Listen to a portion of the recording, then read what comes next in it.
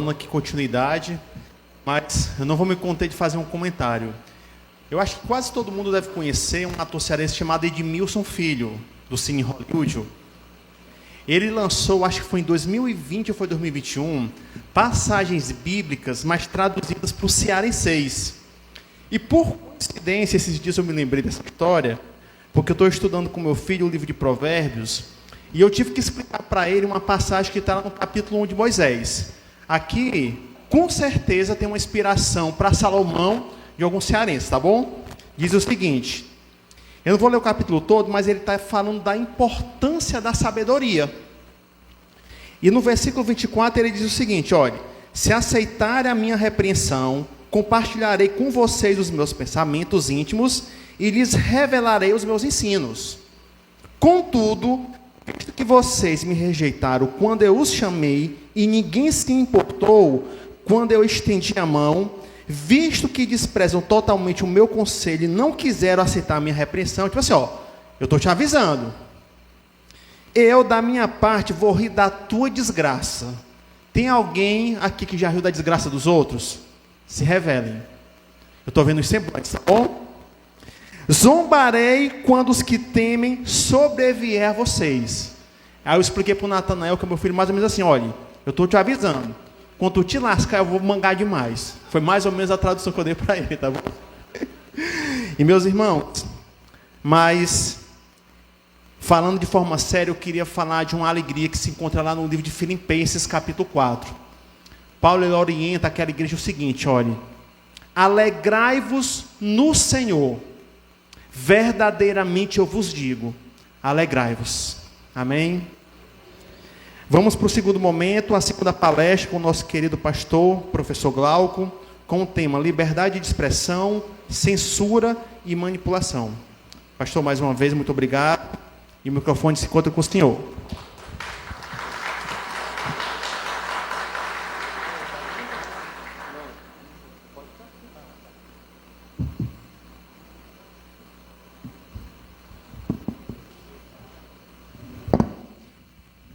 Alô, alô. Boa noite a todos. Eu quero agradecer aqui em nome da Comune a todos que estão presentes, que participam e têm ficado até agora, né, participando desse importante evento. Antes de tudo, eu queria fazer uma divulgação aqui de uma viagem para a Inglaterra, programada, prevista para o próximo ano, para ir aos lugares marcantes da reforma inglesa, do movimento dos puritanos do século XVII, avivamento metodista do século XVIII, a casa de C.S. Lewis, também de Tolkien, a igreja de Spurgeon, que foi comentada aqui, a igreja de John Bunyan, do Peregrino. Se alguém tiver interesse nessa viagem, pode pegar um panfleto, tem ali na banquinha onde estão os livros, para poder se inteirar. Bem, se os irmãos, amigos, perceberam, nós vemos que tudo que foi falado aqui tem a ver com aquilo que nós vivemos no presente momento, né? Professor Marcos Pinheiro, professor Tiago, né, falaram sobre a situação da justiça social, da economia, do comunismo, do controle do Estado em relação à propriedade. O que nós estamos vendo nesse país é um aumento assustador do dólar, uma falta de responsabilidade fiscal, muito populismo e aumento da pobreza, da desigualdade, e um Estado que quer ocupar uma posição que só pertence a Deus, fazendo tudo mal feito, atrapalhando uma sociedade que poderia se autocorrigir. Nós temos visto também que o comunismo também é um assunto importante para o nosso tempo, como foi exposto pelo professor Marcos Pinheiro, né? Porque o Brasil também tem se aproximado bastante da China, agora fez um acordo aí em relação ao urânio aqui do Brasil, e o tema do professor João Batista e o meu tem tudo a ver também com esse momento de censura que nós estamos vivendo. Aliás, tem uma passagem bíblica no Novo Testamento que me faz acreditar que Jesus, pelo menos dentro de si, riu, porque toda vida que eu cito o texto, pelo menos um sorriso alguém tem, né? É quando chegam para Jesus e perguntam com que autoridade tu fazes estas coisas. Aí Jesus diz, eu respondo. Mas se vocês responderem a minha pergunta primeiro, o batismo de João Batista era do céu ou da terra? Aí eles pensam consigo, se dissermos é do céu, eles vão dizer, por que vocês não se batizaram? Se dissermos é da terra, o povo vai ficar contra nós, porque o povo gosta de João Batista. Aí eles dizem, não sei. Jesus disse, eu também não digo. Né? Quer dizer, eu não consigo imaginar essa passagem sem que Jesus ali tivesse, pelo menos por dentro, né? Rindo daquela situação. Aliás, o irmão Saldanha, com quem preguei muito tempo na Praça do Ferreira, ele dizia nas pregações dele, né? Ele dizia, olha, eu estou aqui pregando, o médico disse que eu não pregasse mais do que 15 minutos, senão eu ia morrer. E eu disse, doutor, tome cuidado, porque tantos médicos já disseram isso. Eu me lembro quanto que eles disseram, 2, 3. Eles... E os que disseram já morreram, e o senhor está dizendo a mesma coisa.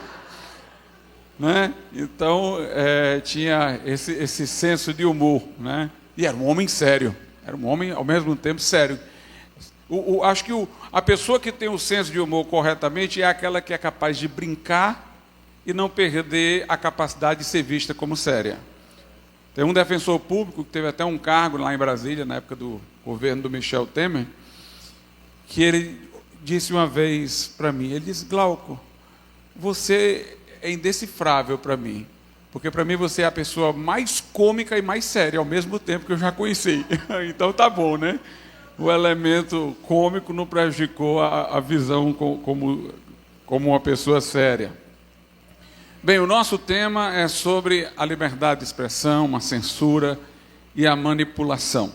Eu queria começar lendo um texto para nós entendermos um pouco do cristianismo primitivo e o que o cristianismo sofreu naquele tempo. Né? Lá em João, Evangelho de João, no capítulo de número 11, né? João 11, no versículo de número 48, a Bíblia Sagrada mostra aqui a conspiração dos líderes de Israel para matar Jesus, né? Então, João 11, 48 diz assim, se o deixarmos assim, todos crerão nele, e virão os romanos e tirar-nos-ão o nosso lugar e a nação. A mensagem de Jesus levava as pessoas a pensar num reino de natureza espiritual, e não numa esperança terrenal. O Messias que os judeus aguardavam era um general, um líder militar, que assim como os irmãos macabeus libertaram os judeus da opressão grega, os pudesse libertar do jugo dos romanos. Então, mesmo não estando as autoridades fazendo revoltas, elas viam com bons olhos os que queriam fazer. Não é à toa que o povo preferiu que soltassem Barrabás a que soltasse Jesus, né? E a mensagem de Jesus fazia as pessoas verem o reino de maneira espiritual. Jesus dizia, se bater a face direita, oferece a esquerda, falando do modo como os romanos humilhavam os judeus. Ele dizia, se te obrigarem a andar 1000 milhas, anda 2000. Então aqueles líderes disseram, se essa mensagem continuar, nós vamos ficar totalmente indefesos. Os romanos não vão se sentir mais ameaçados por nós, em nenhum sentido, virão aqui e vão nos dominar por inteiro. Então aqueles líderes começaram a conspirar para matar Jesus. E depois perseguiram os discípulos de Jesus Cristo. E para isso inventaram muitas mentiras. O julgamento de Jesus foi carregado de mentiras. Eles diziam que Jesus dizia que era rei, como se fosse no sentido terreno, quando exatamente eles sabiam que era no sentido espiritual, mas para colocar Pôncio Pilatos se sentindo na obrigação de condenar Jesus, porque tinha alguém que estava querendo disputar um título que era de César. Nós vemos, portanto, ali uma série de mentiras para fomentar a crucificação de Jesus e depois a perseguição dos discípulos. Estevão foi condenado pelo Sinédrio, apedrejado, e para que aquilo ali pudesse ter alguma aparência de um processo legítimo, eles pagaram testemunhas falsas, para dizer que Estevão falava contra o templo, contra as tradições judaicas, embora o evangelho tivesse como resultado o enfraquecimento realmente do templo, das tradições judaicas, porque se dizia que eles no templo oferecia um sacrifício que prefigurava o de Cristo, que cumpriu-se de maneira perfeita e que aqueles ritos, portanto, não faziam mais sentido, eram apenas sombras e, portanto, ia criar um desinteresse pelo templo. Estevão não falava mal do templo diretamente, ele respeitava a tradição de seu povo, mas as palavras eram distorcidas para fomentar a perseguição. Então os cristãos foram vítimas dessas mentiras, dessas distorções do seu discurso. No primeiro momento nós vemos que os discípulos não tiveram nem tanto problema com os romanos. No livro de Atos, a leitura nos mostra os romanos protegendo muitas vezes Paulo dos judeus que queriam matá-lo. Porque os romanos tinham uma série de direitos que eles reservavam para quem tinha cidadania romana. Paulo tinha. Nós não vemos ali o Império Romano hostilizando os discípulos, vemos os judeus. Mas quando a gente chega no Apocalipse, não. Já é retratado o Império Romano como uma besta, monstruosamente, porque depois de um tempo, sim, veio a perseguição romana, porque os cristãos iam crescendo em toda parte do império, e César começou a achar, os líderes de Roma começaram a achar que aquilo ali poderia reivindicar uma lealdade espiritual a Cristo, que prejudicaria também a integração do império. O Império Romano se via como um império mundial. As religiões eram regiões locais, então nunca concorriam em termos de extensão territorial com o Império Romano, mas o cristianismo não via restrição de espaço geográfico, saía se alastrando por todo o império e falando de um reino espiritual. E aí começaram a exigir que os cristãos fizessem uma cerimônia ou dissessem uma palavra como Senhor, atribuindo a César, fizessem algum ritual para poder mostrar uma lealdade cívica ao império, mas os cristãos recusavam aquilo ali, entendiam que aquilo ali era idólatra, e então começou a perseguição contra os cristãos também por parte do Império Romano, e mentiras novamente aconteciam. Nero tocou fogo em Roma e disse que foi os cristãos. Uma fake news, né? Uma mentira. A própria ressurreição de Cristo foi tida como uma falsa notícia, que levou à perseguição. O sepulcro ficou vazio, o corpo de Jesus desapareceu, mas Jesus apareceu apenas aos discípulos. E aí inventaram a história de que os discípulos tinham tirado o corpo de Jesus de lá enquanto os soldados dormiam. Se os soldados dormiam, não poderiam ser testemunha. E, portanto, a história não fazia sentido nenhum, porque ela nem tinha coerência interna. Mas aí começaram a dizer que foi uma invenção dos discípulos aquela história. Essa era a versão oficial. E aí a perseguição começava contra os discípulos. Então o cristianismo teve uma experiência inicial de ser objeto de mentiras, falsos testemunhos, distorções de prédicas. Foi acusado de ser um inventor de mentiras. Diziam que os cristãos, quando se reuniam para tomar a ceia, na verdade iam comer uma criança. Que quando todos se chamavam de irmãos e irmãs e falavam em amor entre si, é porque havia relações incestuosas, tudo era deturpado, tudo era mudado em seu significado. Naquele tempo tinha parece que uma rede aí do Plim Plim também, né? E ficava modificando tudo quanto era história contra os cristãos. Então, eles passaram por essa situação dolorosa, a partir de um patrulhamento ideológico de seu discurso. Nós vemos que o ide que Jesus deu aos discípulos é, na verdade, um endosso para todos os direitos fundamentais, se você prestar atenção. Ide pregar o evangelho a toda criatura. As religiões daquele tempo, como eu disse, elas eram nacionalistas.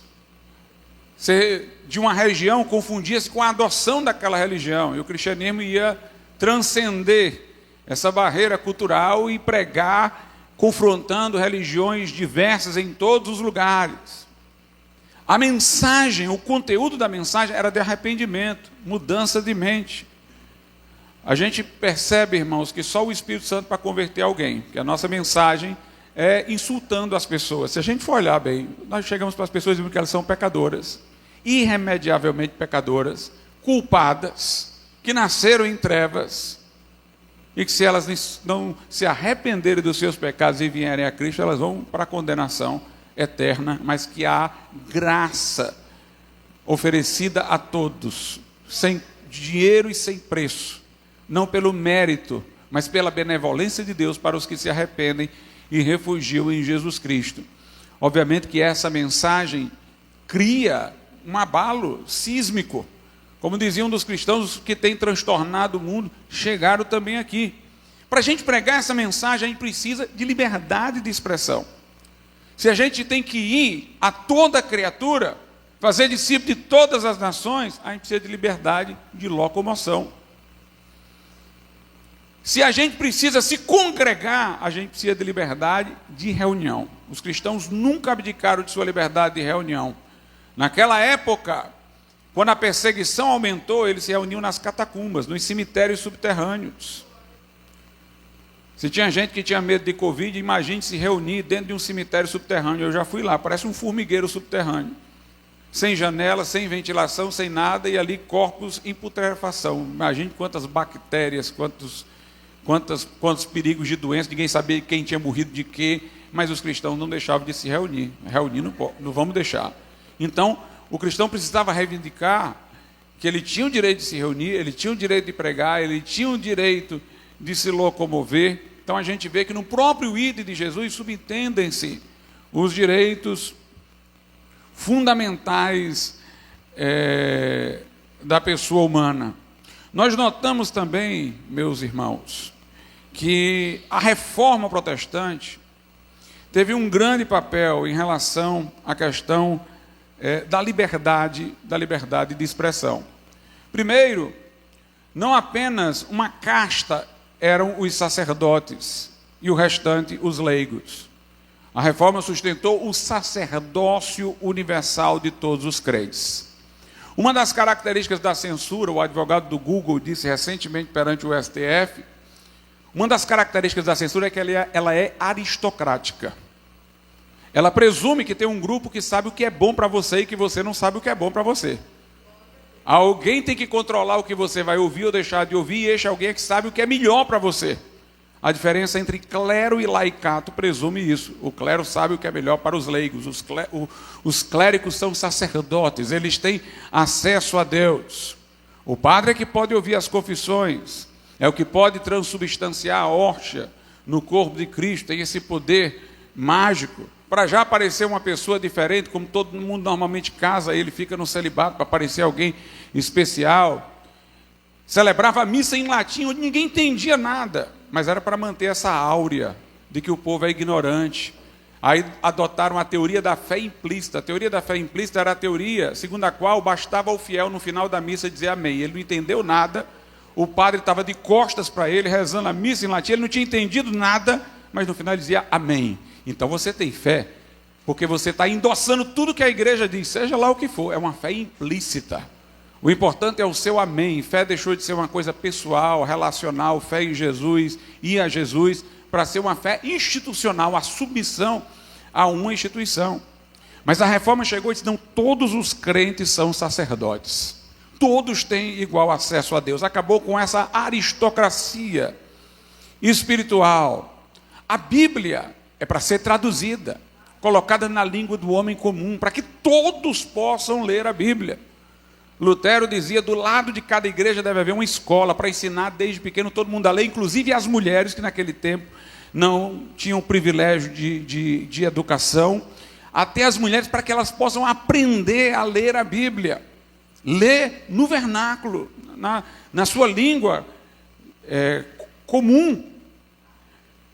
O livre exame das Escrituras, que não tem nada a ver com a livre interpretação da Bíblia. Nunca nós defendemos a livre interpretação da Bíblia.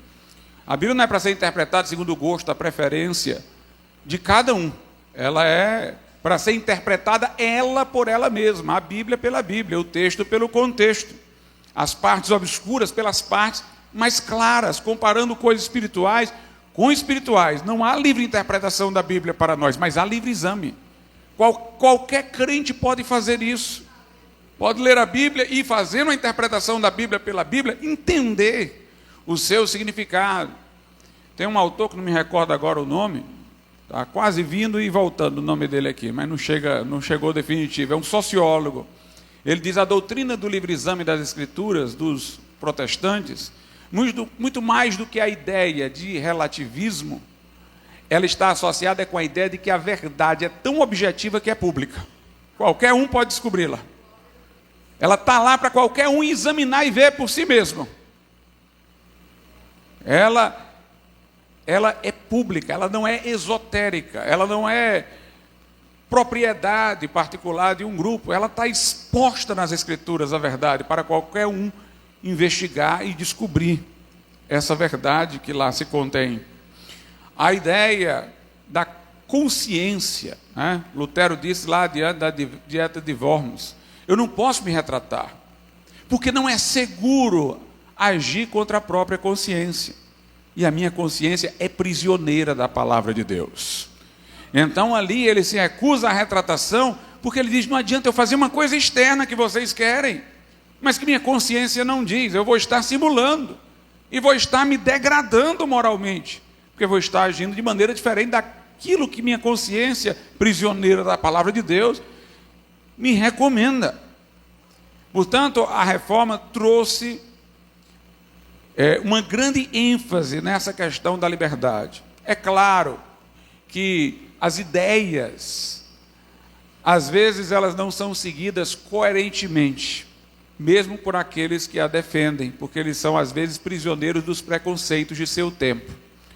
O apóstolo Pedro, lá no dia de Pentecostes, disse maravilhosamente: hoje é o cumprimento da profecia de Joel: derramarei, diz o Senhor, do meu Espírito sobre toda a carne, judeus e gentios. Aí depois ele está relutando para ir na casa de Cornélio. Note, a pregação dele era melhor do que ele. Por quê? Porque ele foi capaz de entender a verdade, mas demorou um pouco para digerir, por causa dos preconceitos que ainda estavam enraizados nele. Lá na carta aos Gálatas ele ainda recebe outra repreensão de Paulo, porque estava se colocando do lado de cristãos judeus contra gentios. Até que se libertou de tudo isso daí. Então, alguns reformadores tinham as boas ideias, mas ainda prisioneiros de seu tempo, não foram tão ativos, né, para garantir uma ampla liberdade em suas atuações, mas efetivamente cívicas. O próprio Lutero se deparou com uma situação que era de evitar um grande derramamento de sangue na Europa. Ele aceitou um acordo que ele disse que não concordava, mas que considerava uma forma de evitar um conflito maior, que era se dizer dentro da Alemanha, que tinha vários principados, que a religião do príncipe era a religião do local.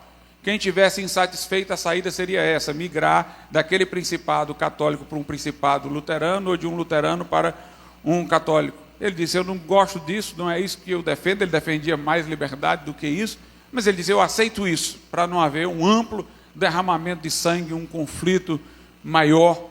Mas como essa divisão foi feita só entre católicos e luteranos, para quem era calvinista, anabatista, gerava um problema, porque não era aceito nem de um lado nem do outro. Então, eu estou dizendo, houve uma certa demora para digerir isso.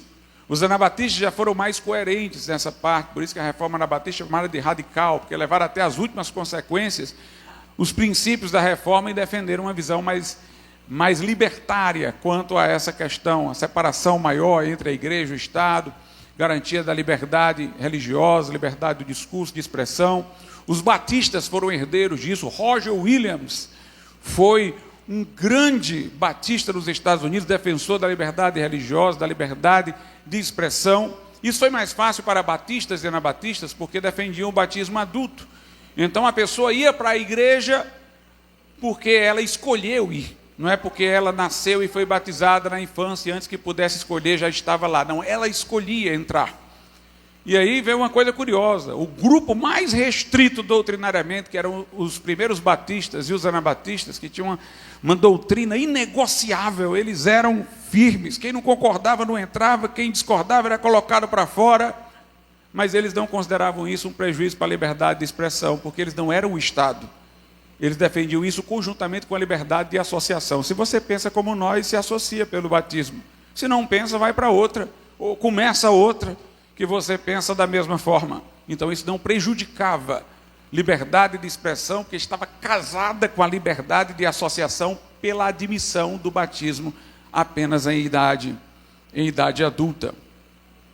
E aí nós temos também com a reforma essa grande força de difusão da ideia de liberdade de expressão. Tem um puritano, John Milton, que tem um livro, Areopagítica, que é um discurso que ele fez no parlamento da Inglaterra, onde ele protestava contra a censura prévia. É o autor do Paraíso Perdido, o poeta, John Milton, ele protestava ali diante do parlamento contra a censura prévia, defendia os direitos de liberdade. Eu até copiei uma parte do livro, eu tenho, já o li.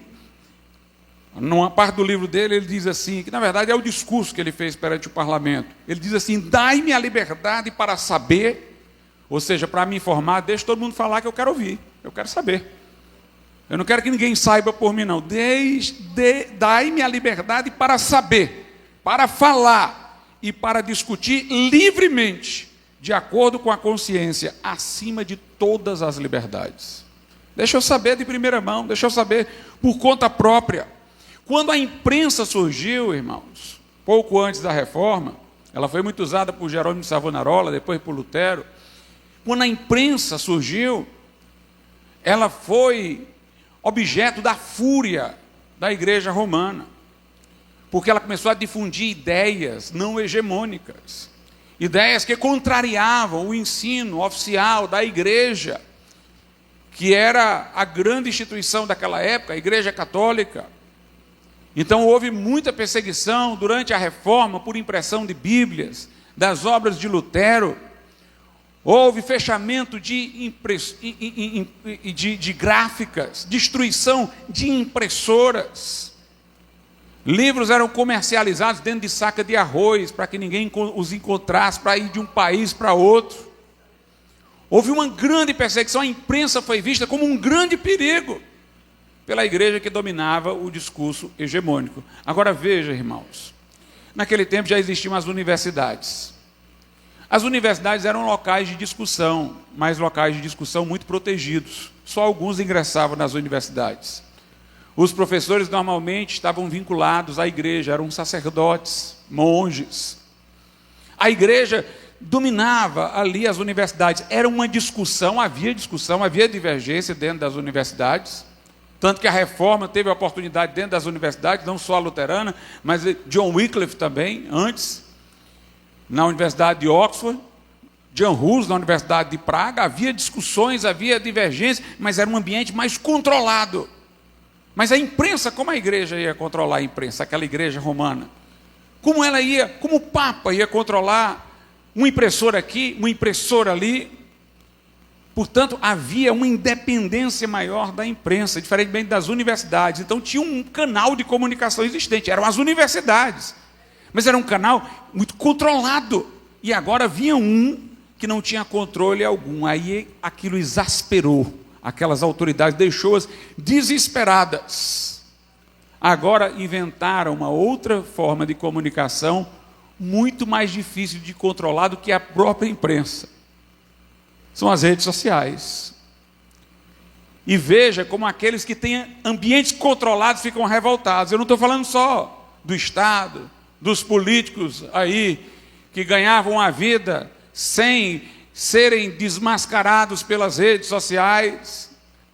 A própria mídia oficial, ela se vê ameaçada pelas redes sociais. No governo anterior aí do PT, foi cogitado o controle das redes sociais. A Rede Globo, eu vi na época, no jornal, ela se pronunciou contra aquilo ali. Um tipo de controle sobre a imprensa extensivo às redes sociais, e ela se pronunciou contra. Naquele tempo, apesar de existirem as redes sociais, as pessoas ainda ouviam os jornais na televisão, a coisa toda. Mas de lá para cá, as redes sociais cresceram muito e enfraqueceram a mídia oficial. E agora a gente vê canais de televisão que mostram uma simpatia pela regulamentação das redes sociais. Quer dizer, nunca ninguém gosta do caminho em que há mais liberdade. As universidades, enquanto dominadas pela igreja, foram até instrumentalizadas em algum aspecto contra a imprensa. Agora, mídia oficial contra as redes sociais. A gente vê, irmãos, que onde há mais liberdade, ameaça todo o sistema, gera toda essa exasperação que leva a uma atitude de intolerância, de censura e de perseguição. E é uma coisa curiosa, por exemplo, durante o período da pandemia, tinha certas coisas que se alguém escrevesse num livro, o livro era publicado. Se escrevesse nas redes sociais, ele era cancelado. Nós tivemos livros questionando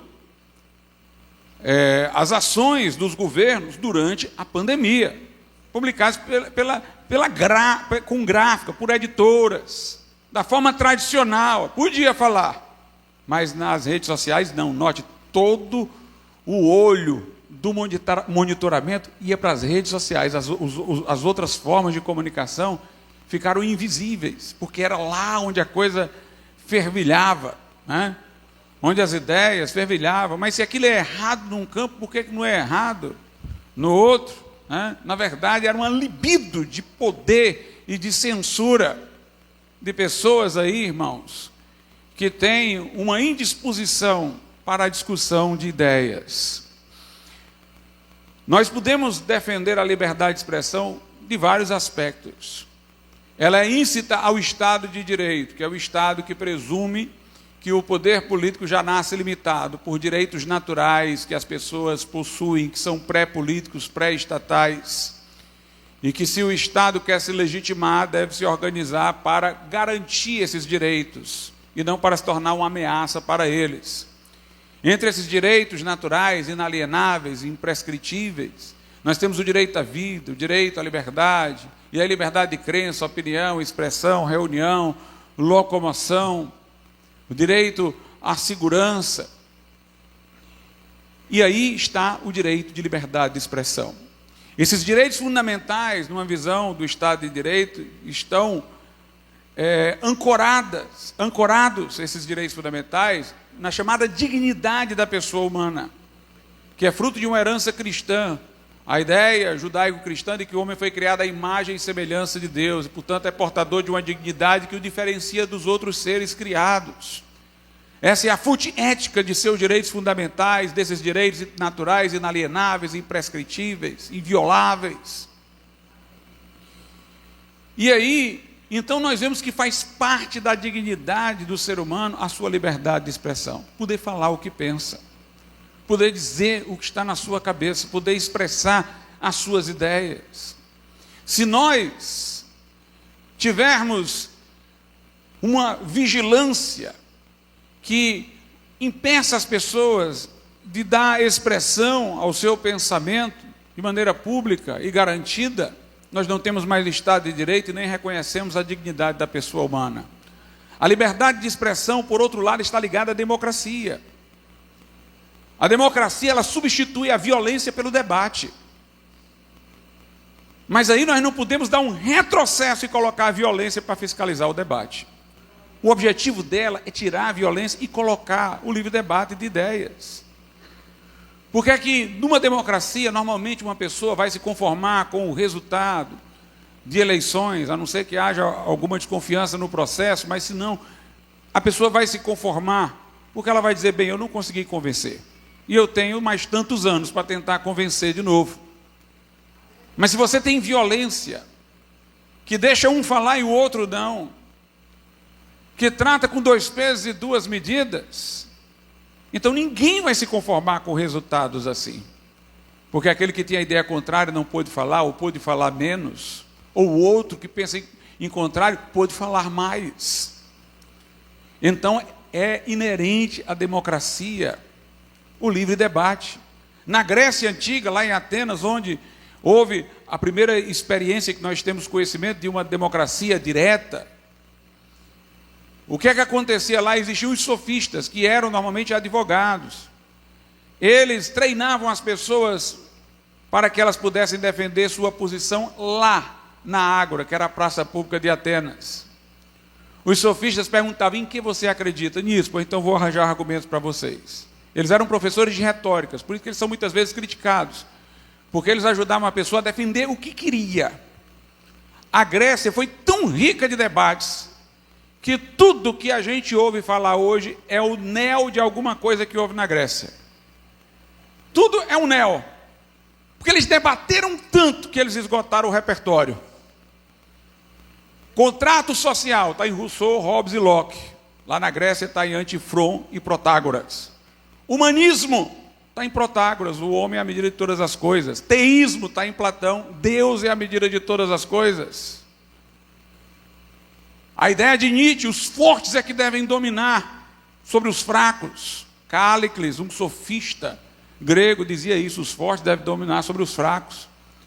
Direito é só um instrumento ideológico, uma classe dominante oprimia a outra, subjugada. Foi Marx que disse isso, foi Transímaco, antes, lá na Grécia Antiga. Mas os gregos não entendiam sobre a questão da escravidão, não consideravam o escravo inferior. Antifron considerava que o escravo deveria participar da democracia ateniense. Mas eles excluíam mulheres, homens e mulheres não. Alcídamas ou Alquidan defendia que as mulheres deviam votar igual aos homens na democracia grega. Quer ver física? Olha lá o Demócrito defendendo o átomo. Você vai encontrar tudo por lá. Porque eles debateram, porque eles podiam debater. Os casos grotescos da Grécia foi quando a liberdade de expressão não ocorreu, como em alguns que foram exilados, o próprio Protágoras. Pôde falar, não houve censura prévia, mas depois que falou e incomodou, aí veio perseguição. Sócrates, que foi condenado a beber cicuta, porque foi dito que o seu discurso pervertiu os jovens, mas ele não teve censura prévia, pôde falar, mas depois foi censurado. Mas essas censuras posteriores, mesmo lá na Grécia, são lembradas hoje como exemplo de autoritarismo, de morte, de heróis, como Sócrates. São lembradas como coisas negativas. Nós, portanto, devemos ter o livre debate, é o que garante a democracia. A ideia de ciência requer o livre debate. Eu não consigo imaginar como inúmeras posições eram refreadas imediatamente durante o período da pandemia em nome da ciência, como se a ciência fosse dogmática. Pessoas com qualificação e títulos, cientistas respeitados, quando emitiam sua opinião, não era o que se esperava ouvir, eram imediatamente cancelados, como se diz, perdiam até emprego, perdiam posição. Isso não é ciência. Karl Popper, que foi um epistemólogo inglês, ele dizia o seguinte: a ciência não tem nenhuma verdade verificada.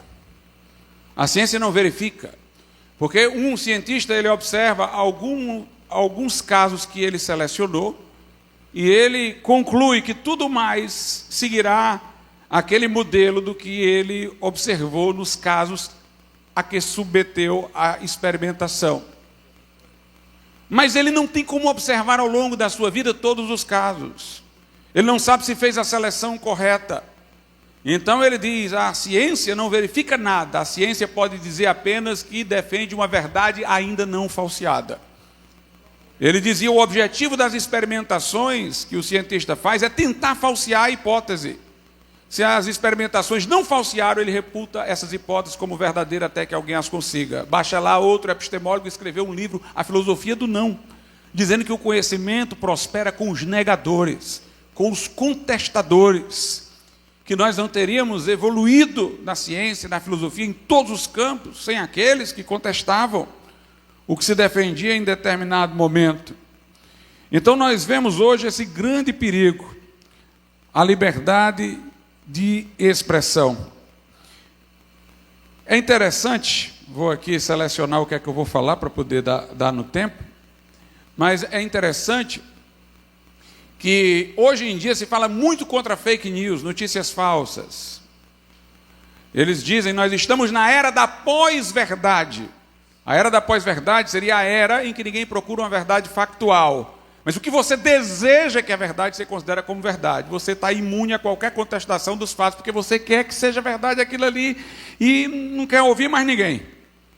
Eles dizem, isso é a era da pós-verdade e nós temos que cuidar, porque as pessoas não estão comprometidas com os fatos. Se isso for verdade, eu pergunto, onde é que isso tudo começou? Nas universidades. A relativização do conceito de verdade começou lá. O marxismo foi lido aqui pelo professor Marcos, não quer saber de verdade objetiva. A chamada filosofia pós-moderna defende a relativização da verdade. Os grandes filósofos do nosso tempo, Heidegger, Nietzsche, mais para trás, mais para frente, Derrida, Deleuze, Hurt, Foucault, todos negam a ideia de que haja uma verdade objetiva, relativizam o conceito de verdade. Então, como é que eles vão ensinar isso nas universidades? E querer que as pessoas admitam uma verdade factual, quando nas universidades eles estão ensinando que não existe verdade factual. Então, veja como há uma contradição. E é o contrário. Se existir verdade factual, então pode deixar a mentira correr. Sabe por quê? Porque se a verdade factual, ela vai derrubar a mentira. É melhor que exista a mentira publicizada, para que ela seja refutada. Muita gente vai acreditar na mentira se ela for difundida em círculos e não vier a público para ter gente que possa refutá-la. A verdade não teme a mentira. Não teme a mentira. Nada podemos contra a verdade, está na Bíblia, senão a favor da verdade. Verdade não teme mentira. Agora, quem quer patrocinar uma mentira é que tem medo da verdade. Então, quem quer censura é porque está com medo da verdade. É porque está com medo da verdade, porque a verdade não teme a mentira, mas a mentira é que teme a verdade. E aí há todo esse patrulhamento. Como é que eles querem falar de verdade factual e não de uma verdade sentimental? Se eles patrocinam a ideologia de gênero, o que é ideologia de gênero, se não verdade sentimental? Eu tenho que tratar um homem biológico como se fosse mulher, contra o que eu estou vendo, porque senão ele não vai se sentir bem. Então, para que eu não fira os sentimentos dele, eu devo tratá-lo como ele se interpreta. É esse pessoal que combate fake news? Com que lógica? Se realmente eles quisessem evitar fake news, eu vou dizer uma coisa. O que eles fariam não era censura, não. Era reformular a educação. Voltar para o trívio da Idade Média. Ensinar lógica, retórica e gramática. Ensinar a argumentar, a ver as contradições pelas quais se identifica se uma coisa é verdadeira ou falsa. Mas eles não querem ensinar isso, porque eles querem continuar dizendo que a verdade é relativa lá. Na verdade, eles querem dizer que a verdade é relativa, não há verdade factual, e querem impor o que eles pensam que é relativo, como se fosse verdade factual. É isso que eles querem. Então nós estamos vivendo sob essa ameaça. Os historiadores hoje, infelizmente, eles estão cegos para muitas coisas. Porque o historiador, ele segue o imaginário que foi formado ao longo da história. O imaginário que foi formado ao longo da história foi do executivo querendo censurar, perseguir, estabelecer ditadura. Foi assim com Hitler, Mussolini, monarquia absolutista, Alexandre o Grande, Júlio César. Então eles ficam monitorando só o chefe do executivo para ver se ele vai ser um ditador. Mas a ditadura está vindo pelo outro lado. Ela está vindo de toga. Ela está vindo de toga. Mas eles não têm uma experiência assim. Houve juízes abusivos no passado, mas os juízes abusivos eram os juízes submetidos ao tirano do executivo, que mandava o juiz decidir como ele queria. Mas nós temos agora um judiciário independente. Então eles estão toda hora, esses historiadores, por causa do imaginário que a história pretérita formou, de olhar só lá para o executivo e ver se tem alguma coisa errada. Mas a tirania está vindo de outro lugar, que é do judiciário. É de lá que está vindo a censura. É de lá que está vindo a perseguição. E nós temos que sair dentro de um esquema já conhecido para ver um esquema desconhecido. Porque o diabo é craque em se reinventar. Ele faz a mesma coisa, mas ele usa a máscara diferente. Em cada momento, em cada tempo. E a máscara dele agora é mais refinada. Mas está vindo de lá.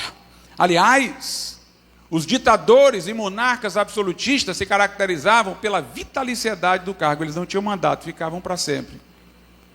São assim os togados. Vitaliciedade. O monarca não tinha nenhum poder acima dele. Os togados são a última instância.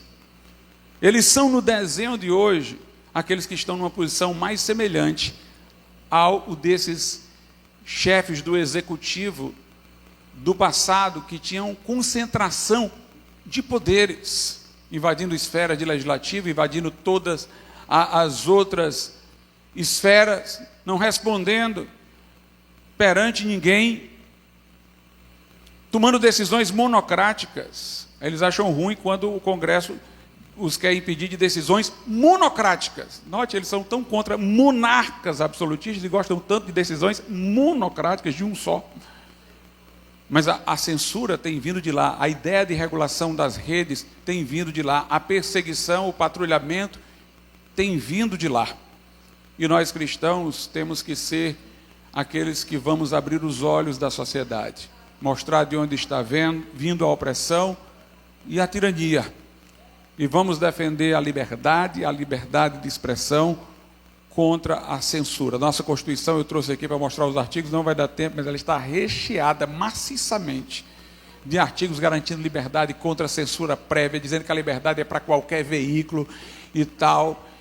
Então, nós cristãos que pregamos o Evangelho e sabemos que o Evangelho é o maior antagonista de tudo que a gente vive hoje, nós, mais do que qualquer grupo, temos que defender a liberdade de expressão, porque se ela não existir, nós somos os primeiros alvos e devemos estar prontos, inclusive, para, por amor ao que temos para pregar e a liberdade que nos foi assegurada por Jesus para pregar, voltarmos aí para fogueiras, para cruzes, porque nada poderá nos calar. Nós não podemos parar de falar daquilo que temos visto e ouvido. Que Deus abençoe a todos.